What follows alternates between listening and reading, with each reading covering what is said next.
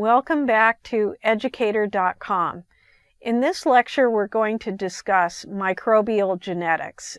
This lecture is going to be a little longer than the other ones simply because the material is complex and far-reaching. The concepts are essential to microbiology, and it may be that you'll need to listen to this lecture a few times, but you will definitely get great rewards from understanding the material very well. So we're going to start off the discussion by bringing back some important definitions, the first of which is what is a gene. And there have been several changes in the definition of a gene. Most recently, a gene now is thought of as a section of the chromosome or a section actually of DNA that encodes the primary sequence of some final gene product, which can be either a polypeptide or RNA. But initially, back in the 60s, a gene was thought of to be a segment of genetic material that encoded for one enzyme. The theory was called one gene, one enzyme hypothesis. Then we broadened the definition to include one gene, one polypeptide. And now we've also included RNA as part of the definition. So genes can also include regulatory sequences, and these are parts of the DNA that are actually there to regulate the transcription of other genes. And these sequences provide signals that denote the beginning or the end or some kind of influence of the transcription process itself, or the regulatory sequence functions as a place where transcription is begun, or a place where replication occurs, or where recombination occurs. So it's also been broadened to include several different things, but basically the true underlying function is in some kind of way it regulates transcription. So the genetic code, we've alluded to this genetic code in a couple of our discussions already, and today we're actually going to clearly define what it means. So in the DNA, the way it works is that each DNA sequence and each subsequent RNA sequence encodes for one amino acid, and generally it takes three base pairs to encode for one amino acid. And depending on the order of arrangement of these nucleotide bases, that will determine the arrangement of the ultimate arrangement of these amino acid sequences. And each of these amino acids are joined by a peptide bond. And depending on which amino acid actually occurs in these various positions will also influence how the protein is shaped after post-translation. So transcription and replication, as we discussed in earlier lectures, is basically very similar to transcription and replication in eukaryotes. So bacterial transcription and replication, as I said, is very similar to the eukaryotic processes. So we have transcription and translation occurring here, and we have recombination and replication occurring here. But the thing that is very different about bacteria that we're going to see in the next couple of panels is we can also have gene transfer occurring between individuals of the same generation. So we certainly get inheritance of the parental DNA into the daughter cells, but we can also exchange genetic material between the daughter cells, and that's actually what makes microbial genetics so complex. So here we have replication. Okay, remember that word, replication of bacterial DNA. It's very similar to replication of eukaryotic DNA. Basically, we need to copy both sides of the DNA strand. So we get this unfolding or unwinding of the DNA, and we have this replication fork, and then we actually have a copying of both sides of the DNA in the circular motion, and then we basically flip the circles, and then we have a complete copy of the DNA in the daughter cell. Now, DNA transcription in bacteria also work rather similarly to eukaryotic cells, and that's where the DNA ultimately produces proteins, right, according to the arrangement of the nucleotide bases where we talked about in the genetic code slide. So we take DNA and it gets transcribed to RNA, and that RNA polymerase binds to the promoter sequence. We get transcription beginning, and then it stops when we reach that stop codon or that terminator sequence. So here is a picture of bacterial transcription. So you can see over here, this is very similar to eukaryotic transcription and translation. However, there is a major difference. What is that difference? There is no nucleus. Okay, so all this needs to go on in the cytoplasm. And, you know, biochemically it's different, of course, but in terms of functionally, it's not really that much different at all. So here we have another slide of the actual process of bacterial transcription. So you can see the RNA molecule is assembling these nucleotides to match up in a complementary way with the information on the DNA strand. And the synthesis, it moves along the DNA, and then the RNA kind of comes off in the opposite direction, and it moves, you know, the transcription machinery moves in one direction and the RNA moves in the other. So then we get translation. What is translation? Remember, translation is assembling the amino acids into the protein based on the codes that were transcribed by the messenger RNA. So messenger RNA is translated into codons. Remember those 3 nucleotides, and the messenger RNA, you know, starts, and then it stops based on that regulatory sequence. So the protein in a bacteria is used for cell metabolism and growth. So gene regulation, how can we regulate all of those processes? We certainly have different kind of genes. So we have the constitutive genes that are just expressed at a fixed rate. They're just continually made at some rate that's fixed. But other genes are expressed only when they are needed, and those genes are called repressible genes and inducible genes.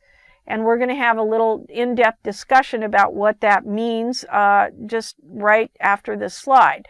So regulation of transcription is a way in which we can figure out and initiate or stop sequencing, or actually not sequencing, but synthesizing certain proteins. So for instance, if you have a bacteria that produces a toxin, right, when it infects a organism, a human host or an animal host, then that toxin requires the production of potentially some sort of protein substance. And that regulatory sequence on that bacterial DNA will need to get initiated in order for the toxin to get produced. So we have this regulatory gene here, sequence or portion of the DNA. We have this control region, and then we actually have the region of the DNA that's encoded for certain structural proteins. So in terms of repression, we have the regulatory gene actually produces this repressor protein that then lands on the DNA and essentially stops the transcription from occurring. So the transcription starts, for instance, and with this repressor protein, it just stops right there, and that protein does not get synthesized. And so what protein does not get synthesized is the protein out here. So that's one way that we can actually cause repression or stopping of the synthesis of a particular protein.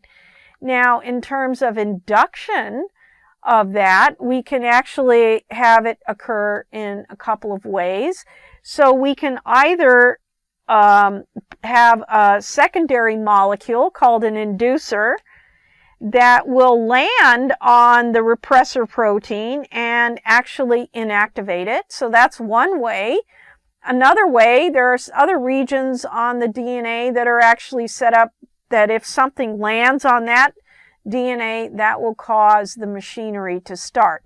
But in this case, we actually stop the repression, and then we get transcription and translation, and then ultimately we get the protein gets produced. And in the case of that bacteria, we get that toxin.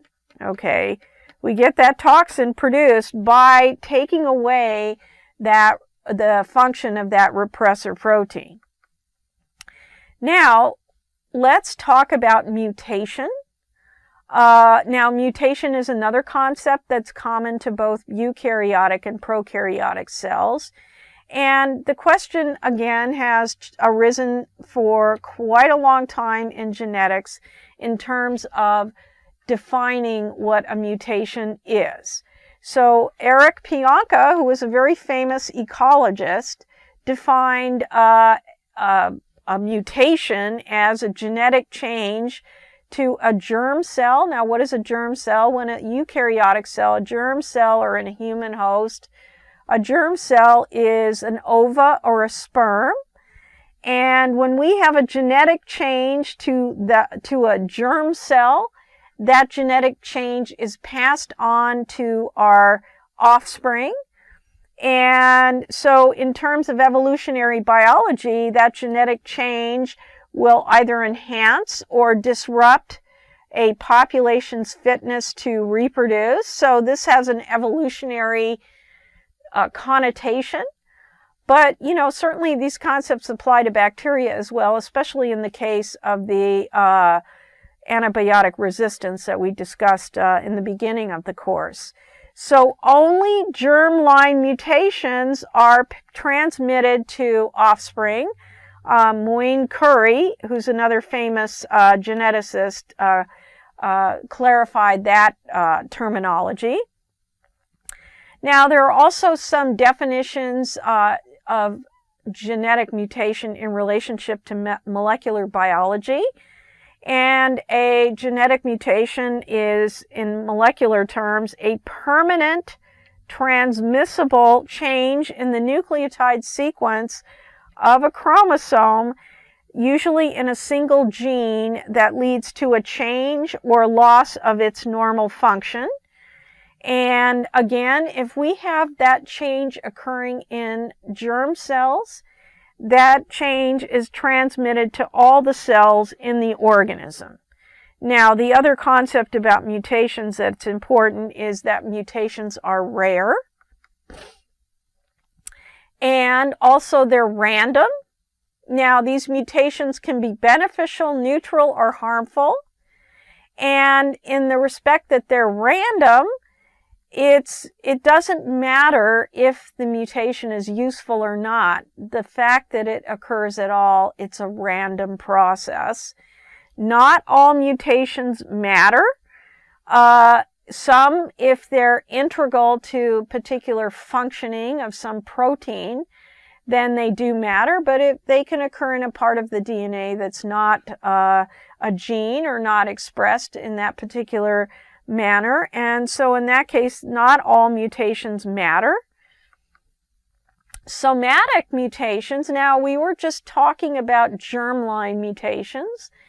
Now, somatic cell mutations are mutations that occur in cells that are not germ cells. They're not reproductive cells, and they won't pass on to our offspring.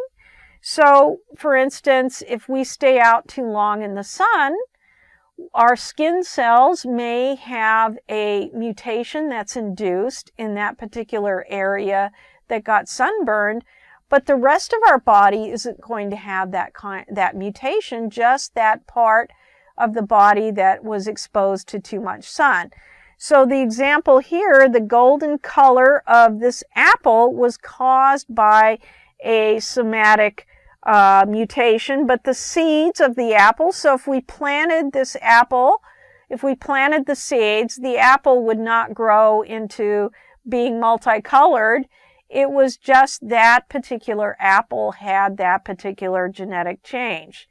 Now, these mutations are different again from germline mutations, because germline mutations, all of the cells in our body will carry those germline mutations. So, what are the causes of mutation? So, one cause of mutation is that the DNA does not copy accurately. So, remember in cell replication, if our DNA does not get copied accurately, that is considered to be a mutation. So, that could be even thought of as being random. And sometimes that copy of DNA is not quite perfect, and the difference from the original sequence is considered a mutation. Now, external influences can cause mutations, like, for instance, radioactivity, also chemicals, other environmental exposures, heavy metals, certain endogenous factors. These agents cause DNA to break down, various poisons. And, we have these other mechanisms that actually can repair the damage that's caused by these mutations. So if the mutation escapes this repairing, then that cell, especially if it's a germ cell, could go on to produce a mutation in the offspring. So this then is considered a mutation. Now, there are different kinds of mutations. You can have a substitution mutation where one nucleotide base is basically substituted for another. And so, for instance, we could change an A to a G. And you might think, well, gosh, here what we have millions of nucleotide bases. What's the deal if we change one? Well, in some cases, actually, that can make a huge difference. So one really good example is sickle cell anemia. Now, sickle cell anemia is a function of the actual shape of the erythrocyte. Generally, the shape of the erythrocyte is round, and if you look at it kind of as a cross section, it has an indentation, and the shape of that erythrocyte is very specific to being able to carry oxygen. Well, with sickle cell anemia, the shape is not quite the same. It's actually sickles in shape. And what causes that sickle cell anemia is actually one base pair that is wrongfully substituted, and that changes actually the amino acid sequence for the hemoglobin molecule. And because of that, we get a sickling of the erythrocyte, and then the oxygen is not carried efficiently, and we have sickle cell anemia.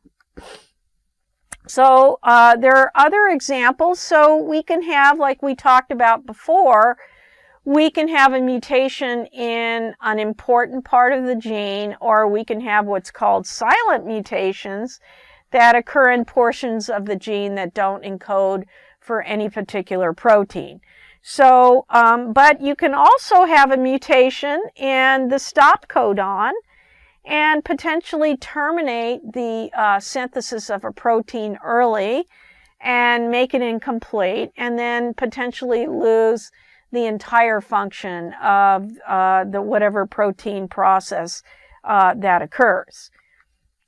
So there are other kinds of mutations. There's an insertion type of mutation where you get additional base pairs inserted into the genome, and you can have a deletion where you get some nucleotide bases deleted, and you can see that it makes a difference in terms of the sequence of nucleotide bases, and that certainly can go on and change the sequence of the amino acid in the protein. So there are other kinds of mutations. There's what's called a frameshift mutation. And a frameshift can happen, for instance, if you have one base pair deleted, but then when the DNA is replicated or transcribed even, it shifts the whole reading over, and what was one amino acid sequence now becomes something different. And these are called frameshifts, and it's a great example above in terms of that. So it's just like with words, if we omit a letter in, this particular sentence or part of a sentence, then it changes the complete meaning of everything. So these codons are not parsed correctly, and that changes the protein or potentially causes it to lose its function. So how do these principles apply to bacteria? So that's what we're going to utilize the latter half of our lecture today, is thinking about how these principles apply to bacteria, because the ways in which these bacteria replicate and pass DNA between bacteria, either across generations or within the same generation, is really what makes bacteria such a challenging organism to fully understand. So we can have different kinds of genetic recombination in bacteria. We can have vertical gene transfer, where just like in eukaryotic cells, we take the parent cell and then we pass the DNA completely to the daughter cells. But then we can have this situation where we can have horizontal gene transfer, where the genes within the same generation can transfer. So for those of us who have siblings, right, it would be the same thing if our siblings, or we could exchange DNA with our siblings and end up with all kinds of different characteristics that weren't inherited from our parents. So genetic recombination, just, in general, in both kinds of cells, is when you have crossing over. And so you have a donor DNA and you have the recipient chromosome, and during meiosis, when these genes segregate to the various daughter cells, you can have a situation where you get this chromosome breakage, and then you can have a piece from one chromosome going to the other, and essentially you get an exchange of these pieces of chromosomes. So then the new recombined version now has a pink section in the gray chromosome and a gray section in the pink chromosome. Now this is all very simplified, but this is exactly what happens with recombination, and you can have these characteristics that wouldn't normally occur except for this process of recombination. So a very similar thing can occur with bacterial recombination, where we can actually have DNA fragments. Now, we're not even talking about cells, we're talking about fragments. These DNA fragments can get taken up into this recipient cell, and then these DNA fragments can combine with the chromosomes or the DNA from the bacteria, and then now instead of having this A gene, right, now we have a little a gene, and so that little a is going to produce a different protein than the big A did originally, and it's because these DNA fragments migrated from donor cells, migrated in to this recipient cell, and we saw this recombination. Now, here's another kind of genetic exchange, so to speak, and this is an actual dramatic one. It's called bacterial transformation, where we actually have qualities from one bacteria taken up, or basically an exchange occurring, and the whole bacteria essentially transforms. So, and this is an example of a particular way of testing how bacterial transformation occurs. So we have this condition over here where we take living encapsulated bacteria that is lethal to the mouse. So we inject it into the mouse, and the mouse dies. And then we isolate these colonies of these bacteria from this dead mouse. And now we take living non-encapsulated bacteria, which is benign, okay, and we inject those bacteria into the mouse, and the mouse survives. And we colonize those bacteria. And then what we do is we take this encapsulated bacteria that we got over here, and we heat kill it. So we take away the lethal properties. We inject it into the mouse, and there were no colonies isolated. The mouse remained healthy.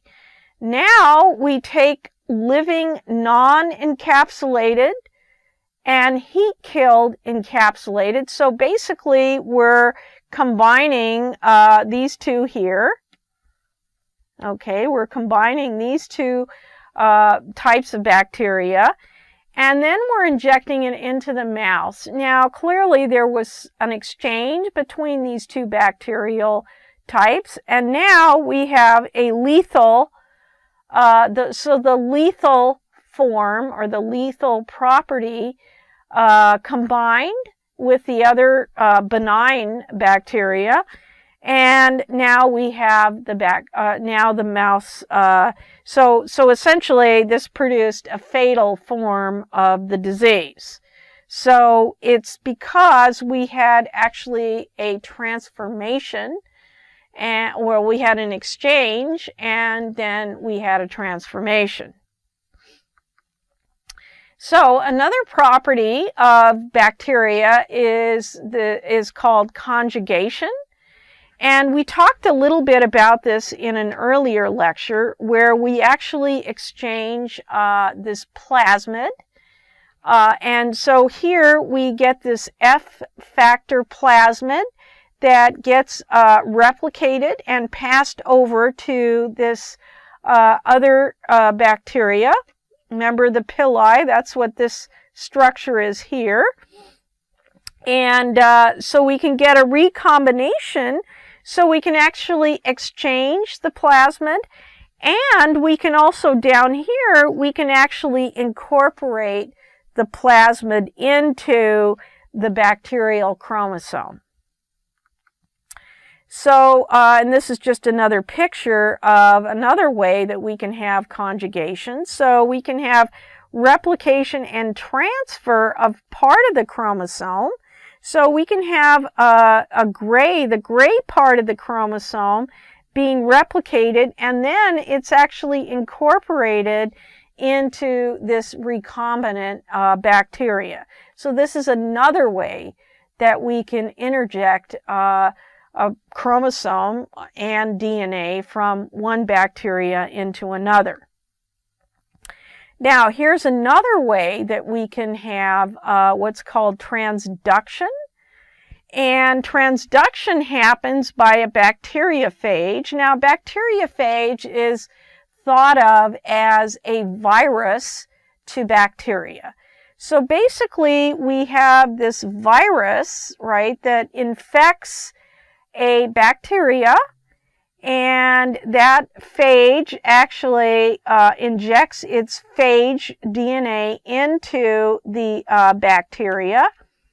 And so then the bacteria replicates, or actually the phages all replicate within that bacteria.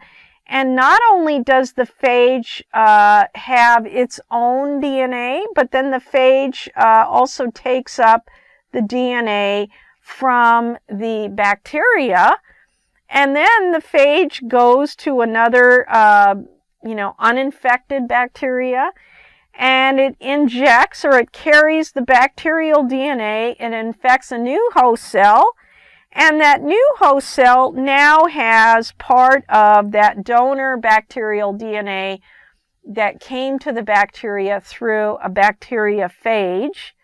So when we get to the virus lectures, we'll see that eukaryotic cells can incorporate viral DNA as well. But in this case, we're actually transmitting bacterial DNA to other bacteria organisms. So this is another way that we can transfer DNA. So let's talk a little more about plasmids. So what are plasmids? They are a self-replicating gene that contains circular pieces of DNA, okay, that exist independent of the bacterial chromosome. So there's several kinds of plasmids. The F factor plasmid is a conjugative plasmid that carries genes for pili, for the transfer of the plasmid to another cell. So basically, the gene carries its own machinery for transmitting to other cells. Now, other plasmids encode for proteins that enhance the pathogenicity of a bacterium. So E. coli pathogenic plasmids enhance the toxin production and bacterial attachment. So we can have benign E. coli, and then we can have E. coli that have this pathogenic plasmid. And once they get the pathogenic plasmid, then they can be disease producing, and they can enhance toxin production and bacterial attachment to what? To the actual intestinal epithelium. Now we can have dissemination plasmids that encode for enzymes for catabolism.